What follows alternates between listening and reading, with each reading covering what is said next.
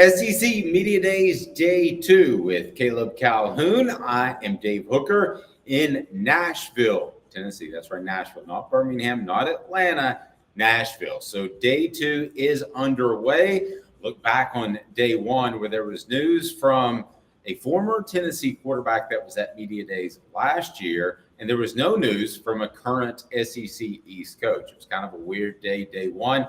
You had Texas A&M and Missouri as well. And the final school we had, Caleb, was LSU. LSU. That's exactly right. So we'll visit with Matt Moscona just a little bit later with ESPN Baton Rouge, ESPN Alexandria, ESPN New Orleans, basically everywhere throughout Louisiana. So with LSU, I found it very interesting that, Caleb, you had a lot of players say that Tennessee was their turnaround game because they got beat so badly in Baton Rouge. We talk about all the things that happened there, the early kickoff, on and on and on.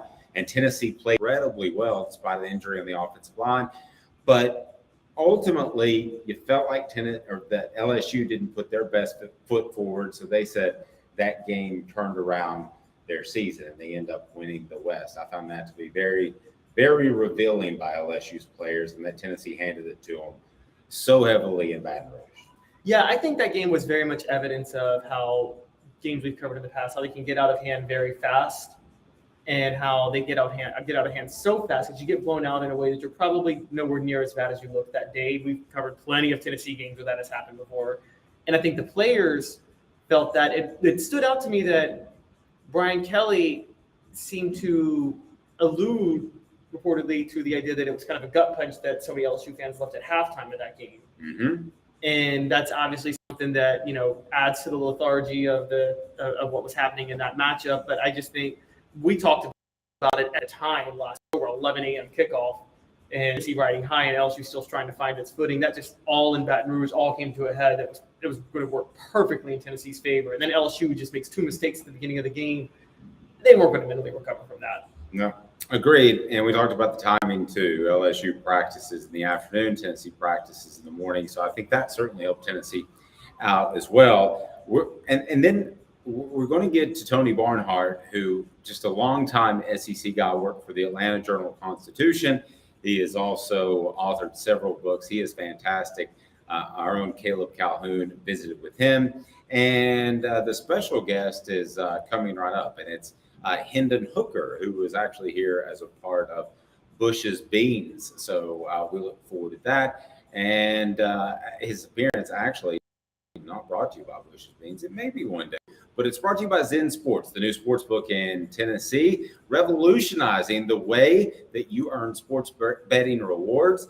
That means no more deposit bonuses that turn into deposit nightmares. On Zen Sports, what you see is what you get. And with their Zen Sports program, you get a lot of cash for a welcome bonus. Earn an unlimited 5% cash on your betting volume for your first 15 days when you sign with the code HOOKED, HOOKED. That's right, HOOKED.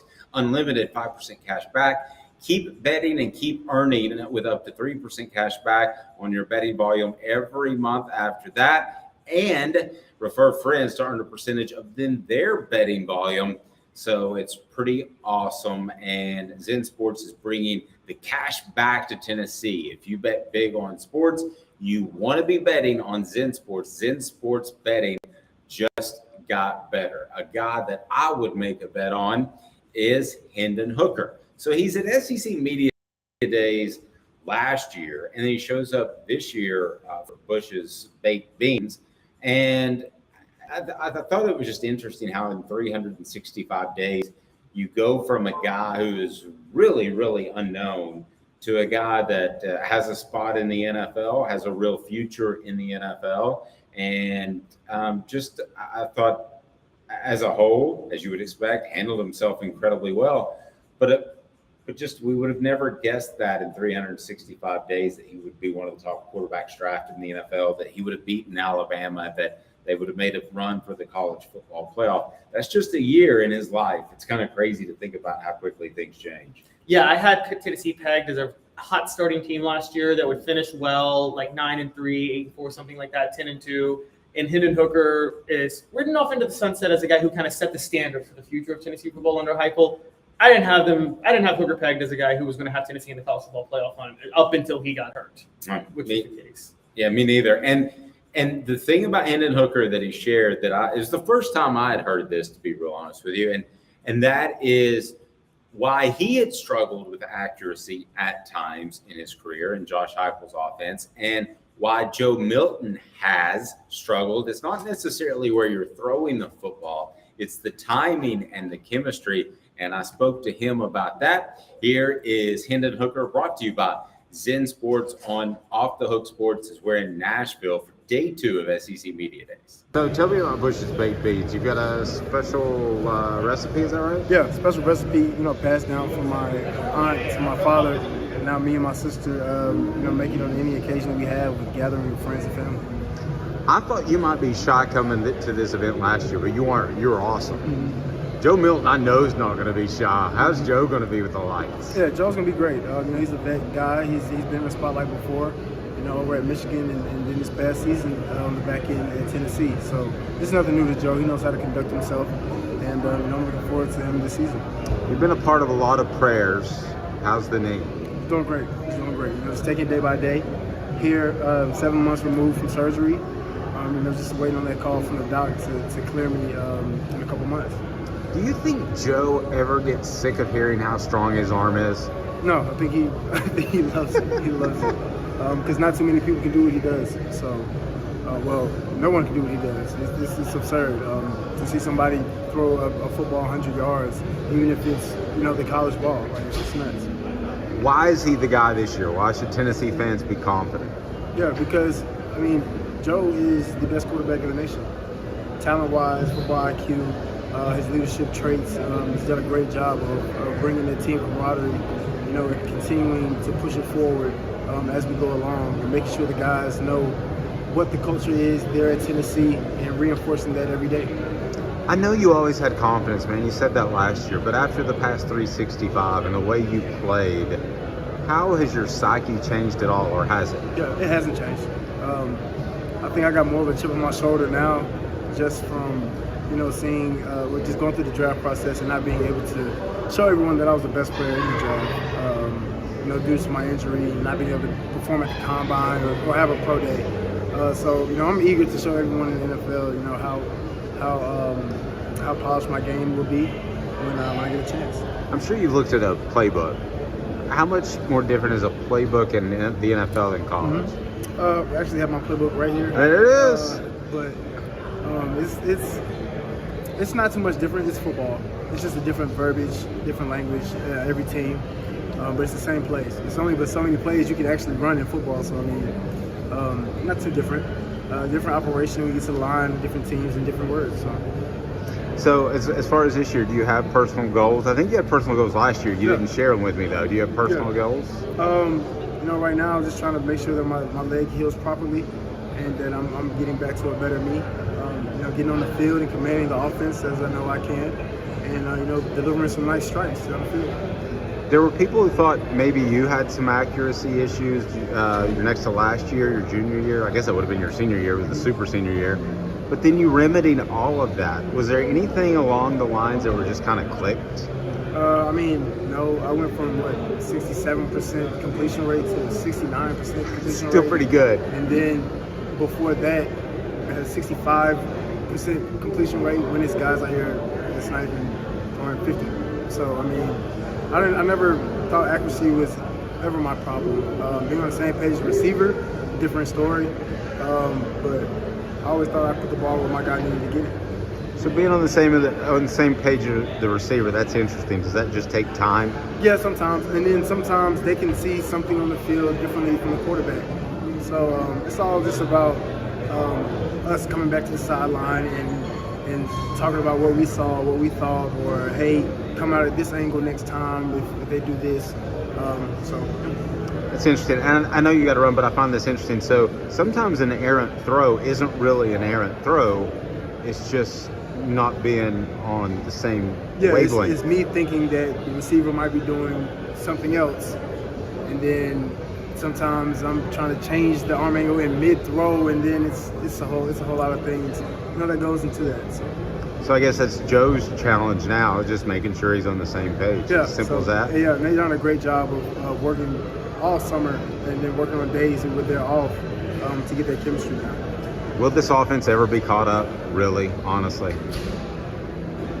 mean, you mean caught up? The defenses, will they ever catch up to No. Josh Heupel's offense? No, Why? Just from how we prepare and our football IQ we have and how we can manipulate defenses. All right, give Jacob and Cooper a shout out if you can. They're on the podcast weekly with me. Shout out to Jay Woe and Coop Mays. My guys, love y'all to death, man. Yeah, and they happen to be on Off the Hook Sports if you want to say that. Off the Hook Sports. So that was Hendon Hooker in Nashville, SEC Media Days, Day 2. And I just really think that his future with the Lions is bright. They've restructured what they've done as an organization. And if it's not, as somebody told me, then it'll be bright somewhere else. And not that Hendon Hooker's already making plans at all for the end of his rookie contract. But yeah, here's a guy that can work incredibly hard and be a team leader for the Lions. And if they show more distant history in not being able to put things together, then you go somewhere else. But they've shown signs of life lately. And goodness gracious, can you imagine winning in Detroit, how much you would be loved? That would go a long way. And one of the things about the interview that stuck out is, and I notice this comes from great players more than anybody else, which is they don't like it. Even if you point out something negative about it, they don't like it. I remember Peyton Manning hated when people struggled in the goal. Now, we all saw that he struggled in the goal. Like, that was not an unknown thing, but he still took it personally when he said that. Hooker didn't like any questions that he made about his potential accuracy issues in the past. Mm-hmm. And I think he's defensive of himself. He's defensive of Joe Milton in that regard. And so I think even if that is an issue, you kind of got to respect his moxie a little bit in the way he responded. I agree. So before we get to comments from Tony Barnhart, the longtime columnist, we'll get his thoughts on the future of college football, because the future hasn't changed really significantly in a year. I know there's an expanded playoff that is going to happen, but as far as NIL goes, I remember asking Greg Sankey, who we'll visit with later in the week, the SEC commissioner, when does NIL get fixed? And he started referring to, I think we've spoken about this before, but he started speaking about the midterm elections, and then you've got the presidential election. So I'm sitting there thinking, this is a weeks thing. This is not a weeks thing. This is not a weeks thing. This is not a months thing. This is a years thing.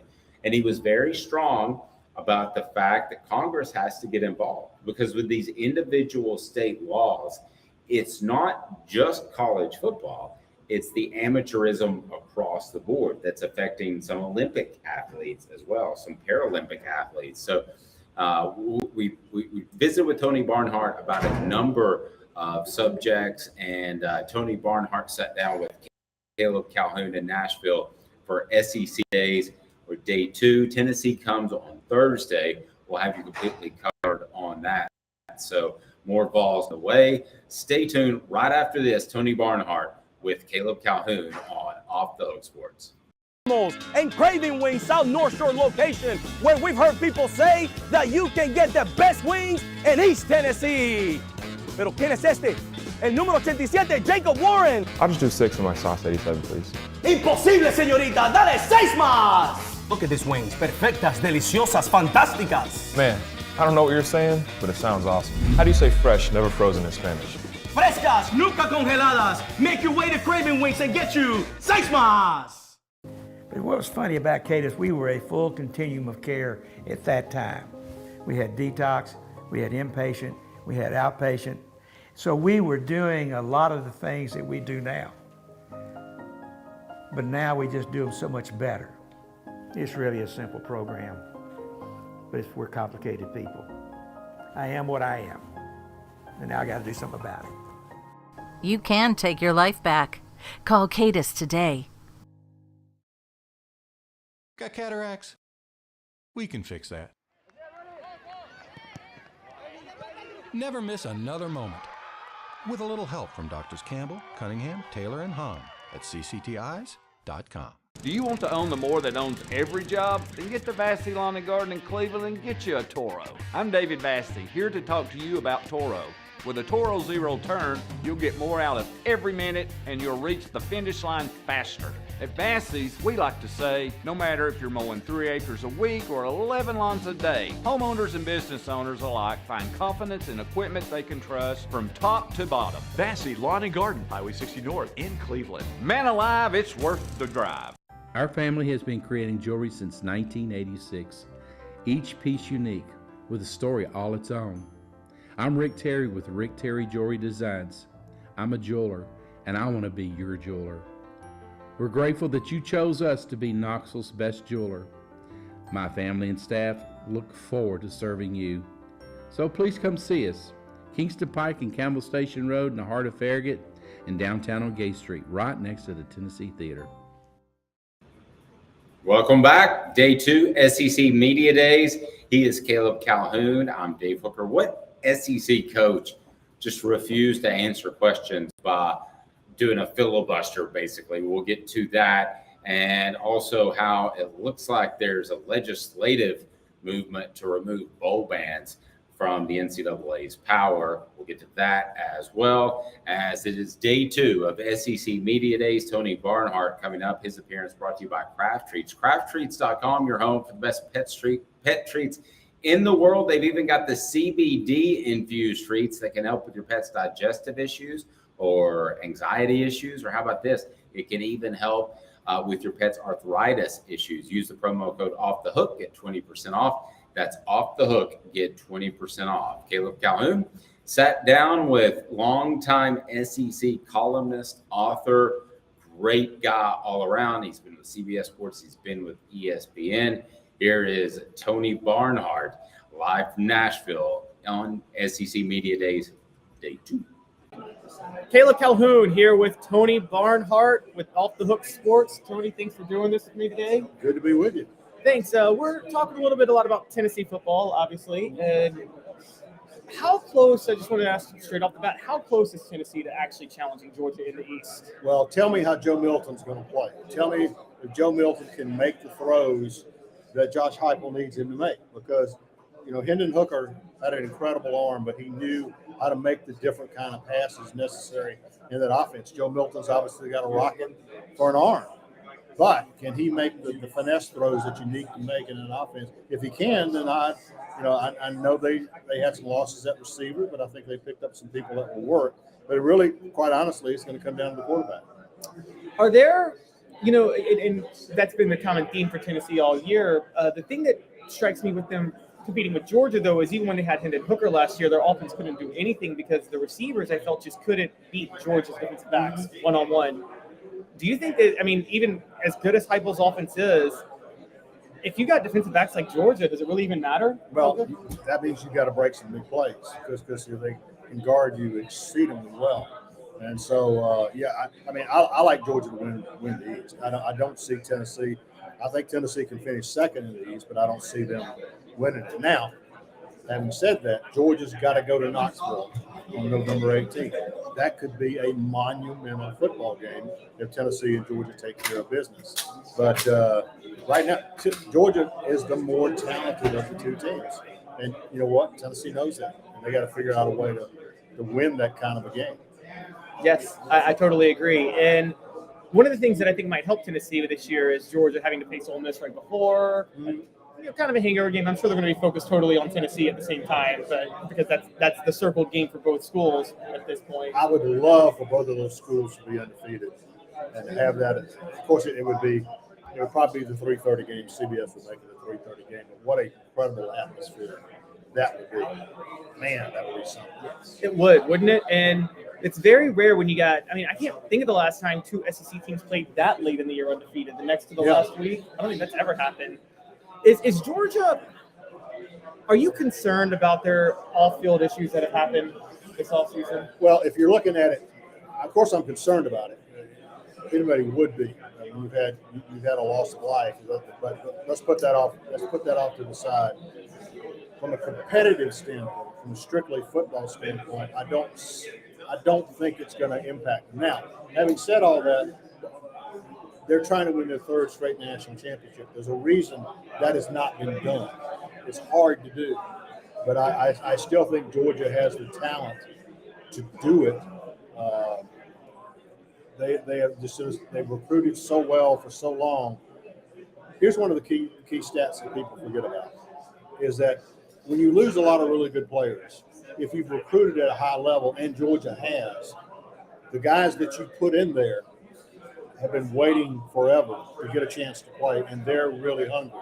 And I think that will be a factor. Yes, Tennessee fans know that firsthand because to this day, national media doesn't understand how they won the national title the year after Peyton Manning left. Yeah. And I'm like, well, they recruited so well. They had guys waiting in the wings to come out and ball. And they had T. Martin and Al Wilson. Yeah. And they carried the team. So. Exactly. So this is obviously the last year with the East and the West. And I know Tennessee's going to play Georgia again in 2024, but I don't think the rivalry is long for this world. It's kind of a sad thought, right? Because I know they weren't a long-time rivalry, but it really did explode when Mark Richt got to Georgia, and not when Nathan's so close. And it's one of those things you give up. If for example, if they don't go to 9 conference games, then all of a sudden Auburn and Georgia, who have been playing since 1892, won't play every year. They'll play every other year. But I'm in favor of the new scheduling model because of this. With the way the scheduling model is set up, where you would play seven teams and basically have one permanent rivalry, that means that every 2 years you would play everybody in the conference, and every 4 years you play everybody in the conference, home and away. And I think that's only fair to players. It's fair to the fans. Texas A&M joined the SEC in 2012. Georgia still hasn't been to College Station, Texas, and that's because of the scheduling model that we've had. And so I think overall it's good for the conference, and it's good that the fans absolutely deserve it. First, 2014, Georgia is going to Texas. I can't tell you how many phone calls I've already gotten from Georgia fans who want tickets to that game. Unbelievable. Yeah, and next year SEC Media Days is in Dallas, so they're pouring it on. They're wanting to go to Texas. Well, they sort of told us they were going to do it because when they announced the schedule, everybody in the conference has to play Texas or Oklahoma. That's how you welcome 2 teams in your league. Same thing. You put the media days in Dallas, and that's going to be pretty cool. Yeah. Speaking of that, do you buy that? Does it seem like the SEC was trying to give Texas the easier road and railroad Oklahoma? Because I looked at their schedules next year, and it seems like Oklahoma got the worst of the deal. Well, all I know is there's an opportunity for both, and whoever one or the two was going to have a lesser or greater schedule. So that's going to. I think Oklahoma's just so thrilled to be in the SEC. I don't think that'll be an issue. Yeah, and so speaking of these SEC schools and these great jobs, Georgia has. I've always said Georgia was one of the best jobs in America if they got the right coach. I think one of the reasons they didn't win a national title before Kirby Smart, I always said their standards were a little too tough. I mean, Mark Richt had strict personal conduct standards, if I remember. All things being equal, though, Brian Kelly now at LSU. What's an easier job, Georgia or LSU? Easier, I don't know. But I think because of the recruiting base that you have in Georgia, I would say it's not as hard to get the players. If you dominate recruiting in the state of Georgia, which Georgia has done, you're going to be in great shape. Louisiana has a lot of really good players, but I think you've got more opportunity to win a national championship in Georgia. LSU is a very close second. Yeah, I could give it that. Yeah, I say my top tier were always Georgia, LSU, and Ohio State because those are the 3 schools that have no competition in their state for the elite talent they have. Before we let you get out of here, just wanted to talk a little bit about thinking long term. I guess some new rivalries that will crop up. You think with this new SEC schedule? What do you see that could really be the most exciting? Well, the great thing is that Texas and Texas A&M are going to play every year, which they should. I think that is one. And games like Auburn and Florida. Auburn and Florida was a great rivalry that went away when they went to divisional play. So I'm really excited to see those 2 teams again because again, in a 2-year window, you'll play everybody else in the conference. And I think we will see some Auburn, Tennessee. What a great rivalry that was. I mean, Johnny Majors and Pat Dye, and that was a good one. But those are the kind of games we lost when we went to divisional play, and now we get those back. Yeah. Do you have any concerns of the rumors of the schools like Florida State, Clemson, the SEC trying to raid the ACC? That'll make things worse? Or? I got asked that last night. I spoke to a group. I said, here's the deal about Clemson and Florida State. Understand, this is all about television markets. This is about eyeballs watching TV sets. You know, the fact of the matter is, the TV people will say, frankly, we don't need Florida State. We've got the University of Florida, which is by far the dominant program in the state. We don't really need Clemson because we've got the University of South Carolina. We dominate that market. So I don't see further expansion that way. Now, if the ACC falls apart and something happens, maybe you do it. But it's strictly a financial play. You've got to generate. If everybody in the conference is making $60 million a year, then the two teams you bring in has to generate another $120 million for what you're already doing. Because you're never going to take less money than you're already getting just to bring two schools. Even if they are good football schools, it's about how much money. How many eyeballs can you bring to TV sets? Yeah, networks are still valuing market size over brand, even if no question. Yeah, Tony, thanks a lot for doing this. Really, really appreciate you. And congratulations on Georgia sports. Just the whole state, all of a sudden, the curse is over. Yeah, well, my daughter has 2 degrees from the University of Georgia, and she's happy, so I'm happy. Yeah, and you're living in Atlanta, so you get to enjoy the Braves' success too. There you go. So, exactly. Yeah, thanks a lot. With Tony Barnhart, this has been Caleb Calhoun with Off the Hook Sports. That is Tony Barnhart. And Caleb, what did you think of his thoughts on the scheduling model? I don't think that's fixed by any stretch of the imagination. I think that's going to get altered perhaps before 2024, but definitely in the very near future. Yeah, I understand his point, and he thinks that it's great for fans, and I get that you want to see, if the conference has 16 teams, you want to see teams play every team in the conference. I didn't push back too hard in the moment, but I somewhat kind of disagree. I actually cherish the annual rivalries more than I cherish the chance to play every team in the conference, and I don't know where you land on that. But I mean, honestly, if I had my choice, I'd rather see Tennessee play Alabama, Auburn, Florida, Georgia, even Vanderbilt, Kentucky, and Ole Miss every year, honestly.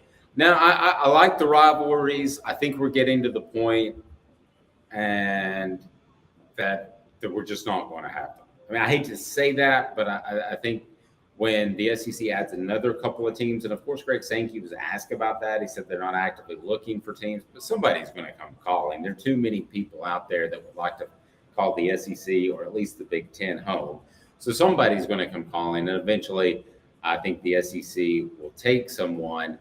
And I think even the strongest rivalries, which would be Tennessee, Alabama, and Georgia, Auburn, may very well go away. I don't know how you can keep them if you start to get into an 18 or 20 game type of conference. And I think that's within 5 years. I think it's going to continue to grow to that point. Coverage of SEC Media Days brought to you in part by Andy Mason, AndyMasonRealEstate.com. That's where I go for my real estate needs, about to make a purchase, and I'm going to call Andy Mason. AndyMasonRealEstate.com.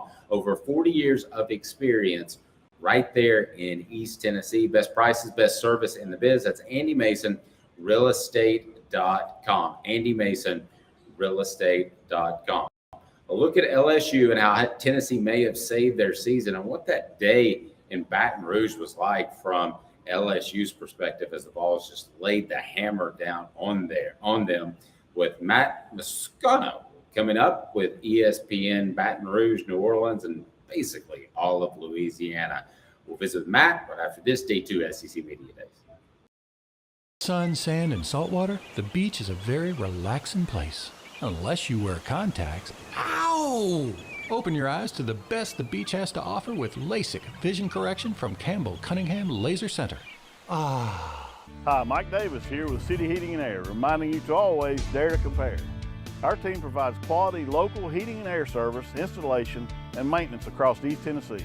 We use only the best equipment like American Standard heating and air conditioning for your residential, new construction, or commercial needs.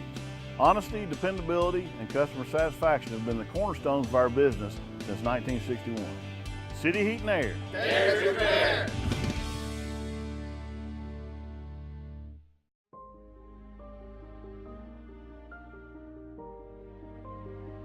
Our family has been creating one-of-a-kind pieces of jewelry in West Knoxville since 1986.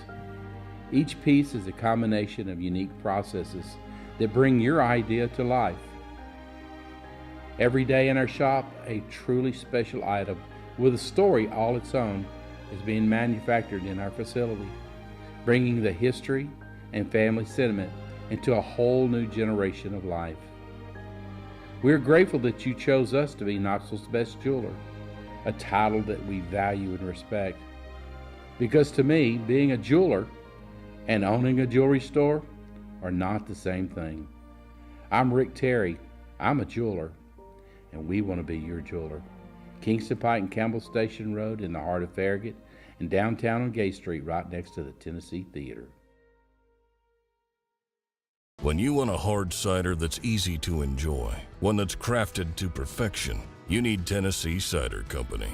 Some say it's the signature cider of the South. Others say it's the cure to your craving. They all say you'll savor every sip. With a selection of ciders free to sample, all it takes is one taste. Visit tncidercompany.com for more information, as well as to shop our ciders and merchandise online. Thirsty yet? Doors open at 10 a.m. The media days in Nashville. That's right. And we're joined by Javon Foster, who's Missouri offensive lineman and getting interviewed all the time. What's this crazy place like, man? It's a lot going on, man, but it's a great time. You know, you meet new people, make connections, so it's a nice environment, though. Have you been asking any dumb questions yet to this point? No, not yet. Well, that's what I'm for. All right, so Javon, as far as Missouri, I think there are a lot of good storylines around your program. But you guys are probably going to be picked about middle of the SEC East. Why can Missouri be a surprise team this year? Because all offseason we've been working our defense, you know, top tier. We got a lot of starters returning. So I feel like this year could actually be the year for us. Well, as far as the offensive line, you feel good about what you guys bring up front? Yep, I feel great. You know, we added a few new pieces. So I feel like the offensive line is where it's going to need to be. What are the strengths of your team defensively, you feel like, at this point? Strengths, I say linebackers. We have a great linebacker room. Even secondary, our defense, honestly, our whole defense is actually nice. Man. Yep. Take me, if you can, take me back to last year. Is there anything as a team that you guys wish you would have done differently for better success? Yeah, I feel like last year we didn't finish. It was a lot of close games we had. So I feel like this offseason we was focused on finishing. Finishing. That's what we need to do, play all 4 quarters. So I feel like this year we're going to have something to prove. One game that wasn't particularly close was that Tennessee game. What do you recall about the Tennessee game? Tennessee game, it was a great game. They just got us that time, but I feel like next year is going to be a good one. There were some Missouri fans that I talked to afterwards that thought that Tennessee maybe piled it on a little bit late, maybe scored a few more points than they needed to. What was your take on that? It's football, man. You just go out there and play football. There's nothing to it. Just if you can score, then score. That's how I feel. So if we had the chance to score, we would score too. So there you go. So that being said, does it make it a revenge game? Do games carry over year to year? No, it's a brand new year. So I just feel like we focused on ourselves and we got something to prove. So as far as the off season and heading into camp, how much have you improved your body physically, you think? I feel like I've done a great job.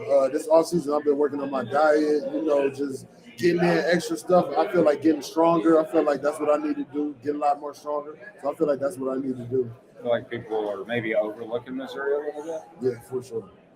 Overlooked. Yeah, it's cool, though. That it's better to be overlooked, right? Yeah. You'd rather be the underdog. Yeah. So as far as this upcoming season, When you guys head into camp, what are some things that you want to work on, that you want to accomplish personally as a player in camp? Myself, I just feel like as a unit, the offensive line, we just need to work on ourselves. I just feel like we need to improve as a unit, and each day just bring it. It's Javon Foster, Off the Hook Sports. Welcome back. And before we get to LSU coverage from Matt Moscona with ESPN, Baton Rouge, and New Orleans, I wanted to talk for a second about Eli Drinkwitz. Last year, he's taken shots at Tennessee on the Jim Rome show, the day of SEC Media Days, talking about how much they paid players. We all know that NCAA investigation resulted in not much for the Vols, and we'll discuss why. But he basically comes up to the podium on Monday and says, I'm just going to talk a lot so I don't have to field questions. That doesn't sound good for Eli Drinkwitz to me. That sounds like a guy who could be a dead man walking. Yeah, it's embarrassing to even say that, to say I don't want to answer questions when that's what you're here for at SEC Media Days. And it doesn't strike me as – it's one thing if you do that in the sense of you don't feel like talking, period, you know what I mean? Because, for instance, because you've told me the story, Steve Spurrier wasn't the best at answering questions, but Steve Spurrier just didn't want to be talking, period. You know what I mean? Right. So he was just annoyed at doing the whole shebang. So it wasn't that he was dodging questions, but if you're filibustering, then you're blatantly dodging questions. And Eli Drinkwitz has a lot of – look, I'm a little bit higher on Missouri than you are. I don't know if they're going to be good this year, but I think they have the potential to be good. But when you have a coach that does something like that, I mean – look, Eli Drinkwitz and Jimbo Fisher, they both go today, and it's like it seems like every other week one of them says something that makes us want to laugh. It reminded me of Marshawn Lynch, and that is, I'm just here so I'm not going to get fined. I mean, that's exactly what it was. So that was Eli, but turning it back to LSU. So we had heard from John Adams of the Knoxville News Sentinel about where exactly Tennessee falls in the NIL pecking order right now. And I think we would agree that they're as put together, buttoned up, fundraised, whatever the term you want to use, as just about anybody in the nation. We had heard the same about LSU, but if that's the case, then they've done so more recently, according to Matt Moscona, joined us and talked about that beat down that Tennessee laid on LSU, and also where they are in regards to Tennessee and other teams in NIL fundraising. And good news is Tennessee, according to Matt, is in pretty good shape. I have an SEC Media Days in Nashville, Tennessee. Still doesn't sound right to me, but that's where we are. We've done the Birmingham, we've done the Atlanta. I think we're going to Dallas next year. So Matt Moscona joins us now. He's with basically ESPN everywhere in Louisiana. Yeah, that's about right. Basically, that's pretty cool.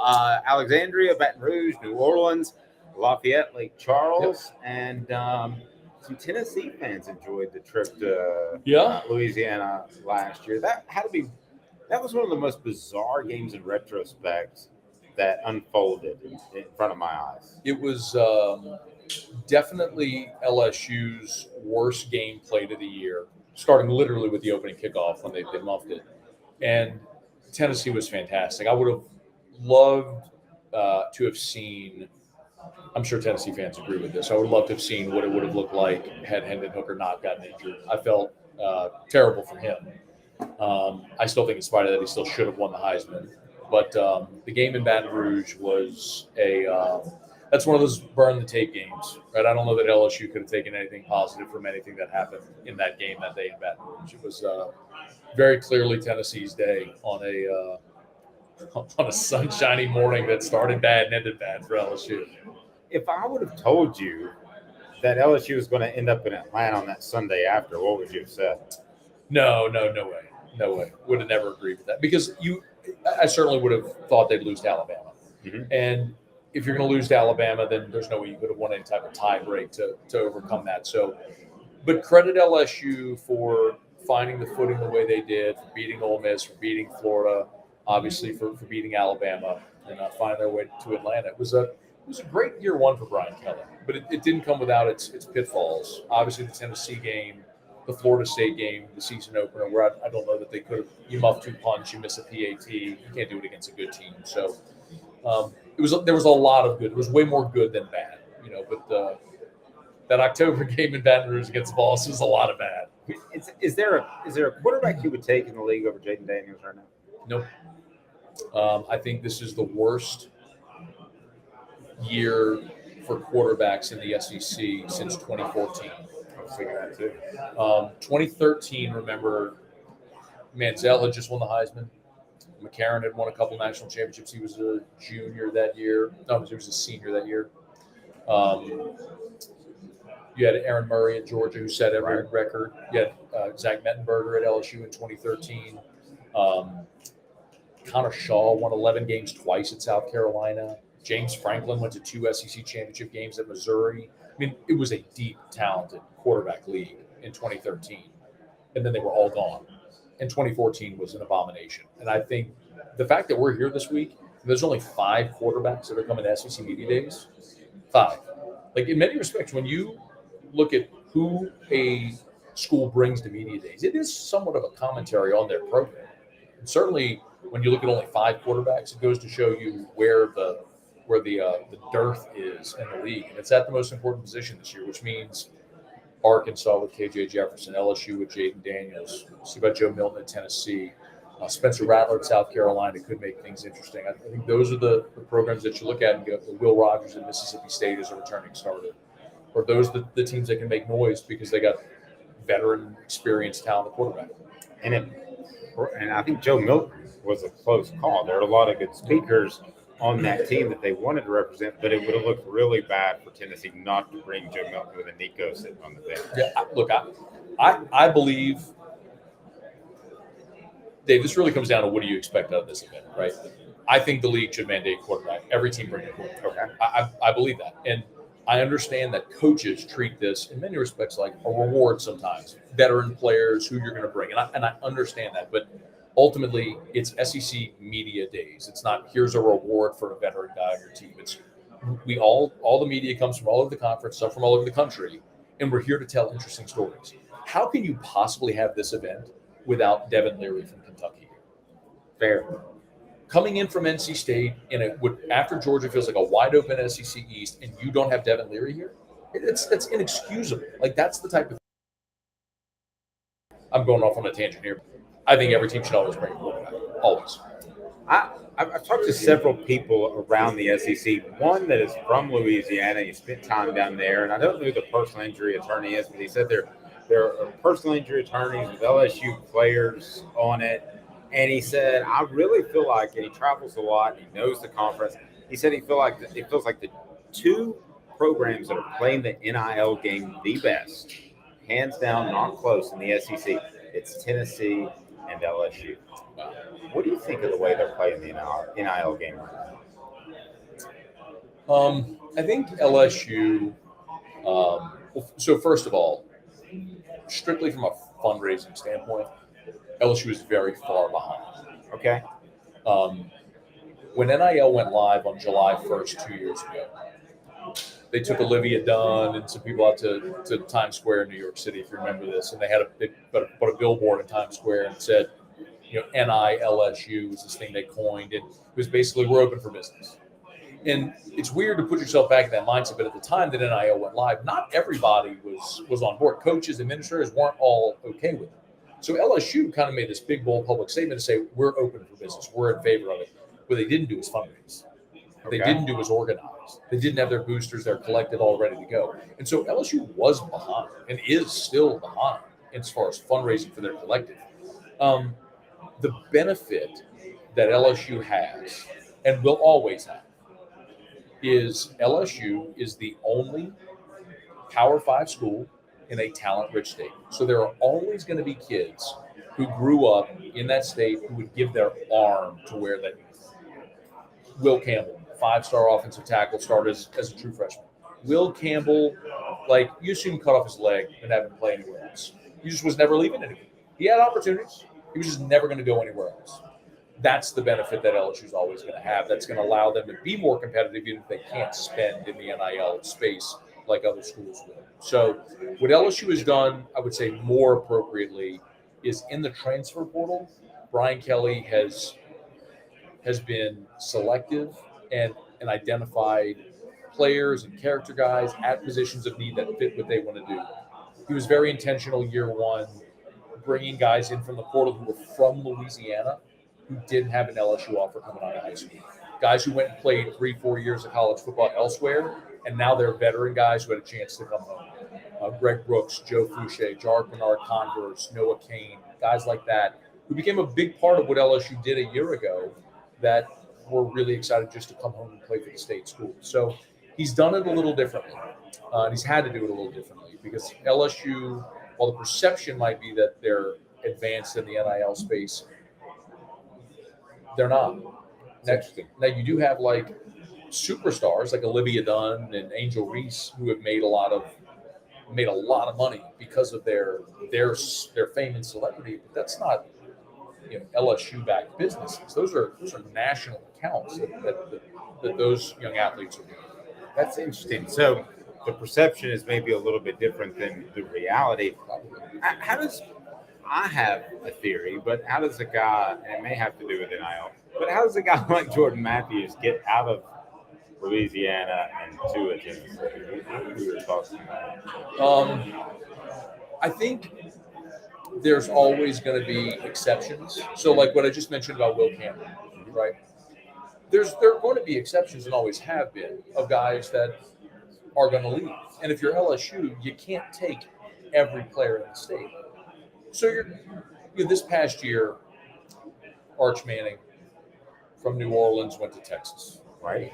Eli Holstein from Zachary, which is just north of Baton Rouge, went to Alabama. You had a 5-star defensive back from the Lafayette area also go to Texas. You're going to lose guys. I mean, Devontae Smith was a 5-star from Kentwood, Louisiana, became a Heisman Trophy winner at Alabama. You're going to lose some. You can't take them all. You're not going to get them all. But LSU's always going to get enough to keep the cupboard full. It's kind of how that goes. So funny that this time last year we're talking about Brian Kelly doing an accent. Brian Kelly in a dance video. My things have really changed in 365. How beloved is he now? Or is he beloved? The LSU fan base embraced him immediately. That was never a thing. The national narrative around Brian Kelly was about him saying family and you're dancing with the recruit, all those things that went viral. Because I think a lot of people looked, and Dave, context is important as well, because keep in mind, what Brian Kelly inherited was a mess. Like what Ed Ogeron left with, I mean, when they played Kansas State in that bowl game, they had 39 scholarship players available. I mean, he inherited half a roster, like literally. So he inherited a mess, and then there was all the stuff that went viral. But that wasn't the reality of what was going on. Like we just talked about how he rebuilt the roster. He hired good coaches. He himself, Brian Kelly's won everywhere he's been for 4 decades, man. He took the LSU job as the winningest active coach in college football. I mean, the guy didn't he knew how to coach, he knew how to build a roster, he knew what he was trying to do. So I think what's changed is when you go win 10 games and you beat Alabama and you win the West, now all of a sudden the conversation is about football. Whereas last year it was, can he spell etouffee? And I remember you and I talked on the last day of media days last year, and the conversation that I had was, man, with LSU, the perception is because Louisiana is culturally so different, which it is, right? I mean, we agree, even in the footprint of the South, right? Louisiana, all the French, Cajun heritage and roots, it's different.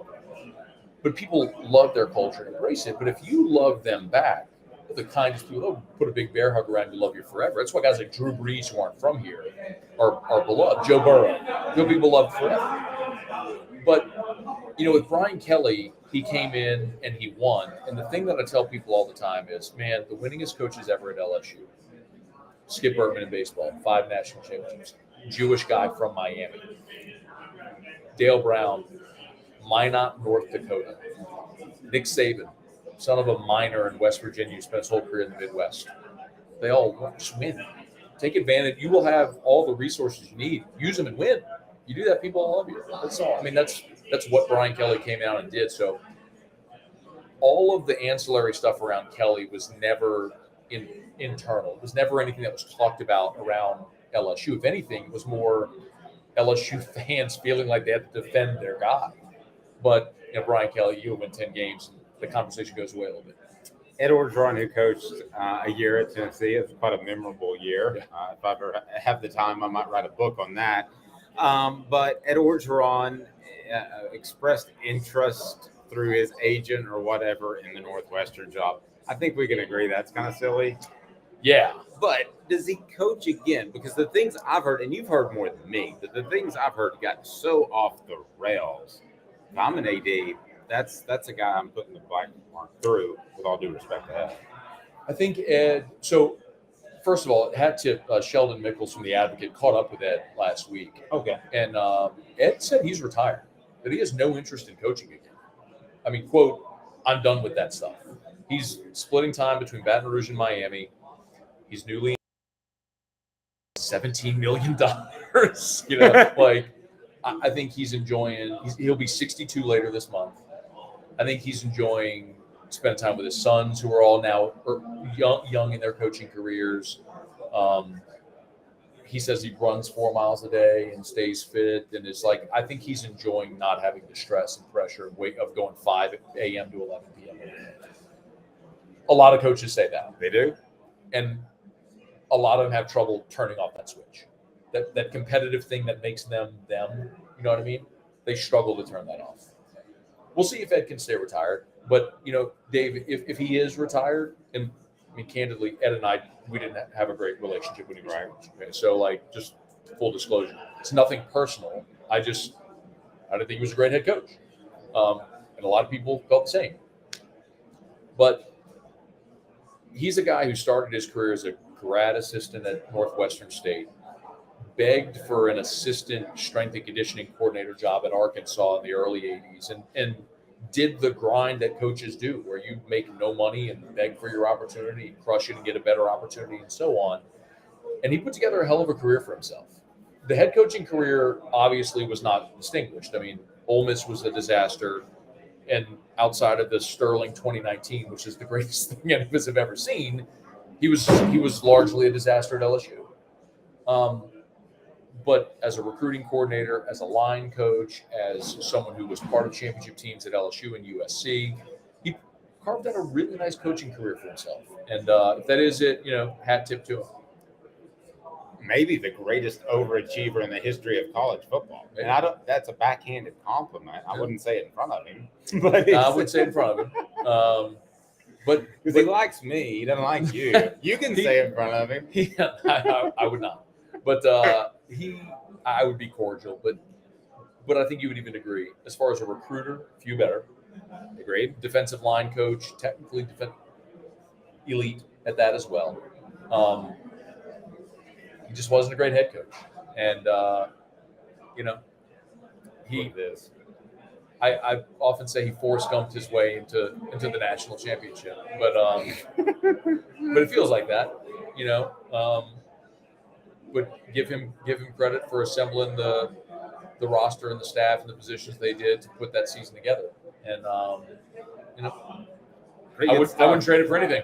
Yeah, pretty good stuff. If you're in Louisiana, Matt Moscona, and he's fantastic. He's in all the stations: ESPN, Alexandria, Baton Rouge, New Orleans, Lafayette, Lake Charles, and Matt, we appreciate it, buddy. Thanks for taking the time. My pleasure, Dave. Thanks. So there we go. That was Matt Moscona, and we saved kind of the most interesting for last, and that is the Attorney General, the state of Tennessee, actually threatened at one point the NCAA and said that they might sue the NCAA if there was a bowl ban.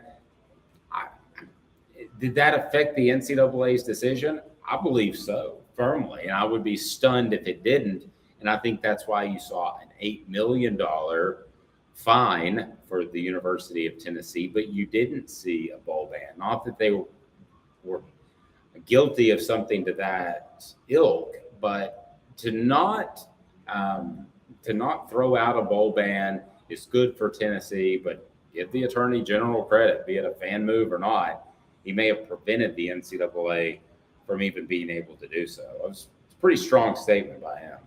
Yeah, and this speaks to when you were all funny enough and Jairo and I were hosting the show, it came out that a lot of state laws went into effect July the 1st that are in direct contradiction to the NCAA's NIL regulations.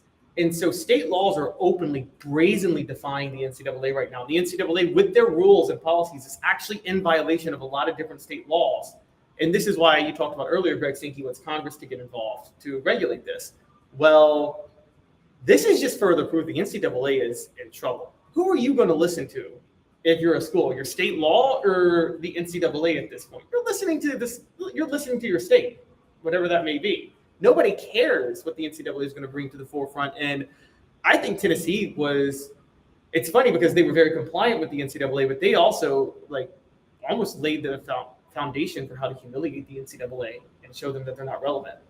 Yeah, basically all they do now is run a basketball tournament. That's what the NCAA is. They run a basketball tournament. So day 2 ongoing. Who all do we have on day 2? I want to remind everybody that Tennessee is Thursday, so you'll have complete coverage of Tennessee at SEC Media Days.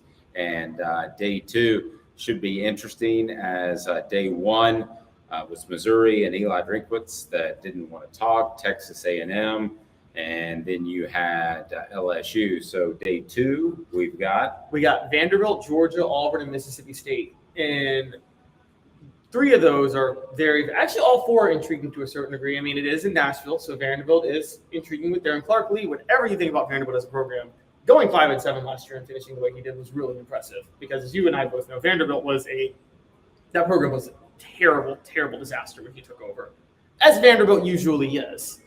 But so that's going to be intriguing. Georgia, I think what's questioning everybody is the arrest, the off the field issues, which is, as you guys spoke with Tony Barnhart about, and Kirby Smart, I think, is going to have to address a lot of those now, because he really has hidden from the media for a while. And he finally spoke last week ahead of SEC Media Days, and I think because he knows he's about to get a lot of questions on it. Auburn, Hugh Freeze, I don't really need to sell anybody why that's intriguing on its own. And unfortunately, the other side, Mississippi State, Zach Arnett, their new head coach, as we talked about our coach rankings, I have him at the bottom right now just because he hasn't done anything yet. We don't know. He's replacing Mike Leach in the tragic passing of Mike Leach. We don't know what to make of him. And so I think all 4 are very interesting storylines tomorrow or today. Whether it's the Vols or the SEC, be sure you click that like and subscribe button, turn your notifications on so you get the latest from SEC Media Days as we broadcast from Nashville. We will be with you all week. Again, the Vols coming up on Thursday. I'm Dave Hooker. This